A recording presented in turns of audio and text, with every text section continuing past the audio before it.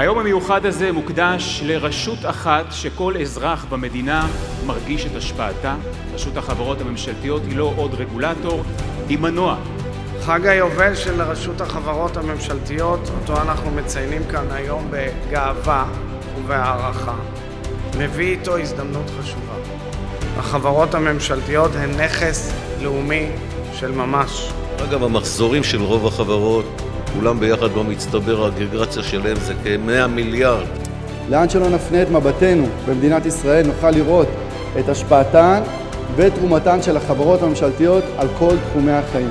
הצלחנו להוריד את החוב של ישראל מבערך 100% ל-60% לפני הקורונה. כשזמן מתקצר, מרחב אפשרויות גדל. 800 עובדי רכבת ישראל היו תחת צווי מילואים, היו במילואים, ולמרות זאת המשכנו ועשינו וביצענו את הפרויקטים. זה מתחיל מדמיון וממשיך למציאות, זה האומץ להפוך את הקשיים להזדמנות.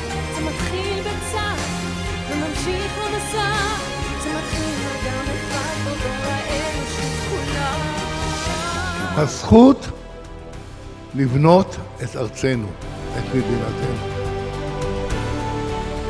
בסופו של דבר, להיות היום מנכ"ל של החברה הממשלתית זה על גבול המשימה הבלתי אפשרית.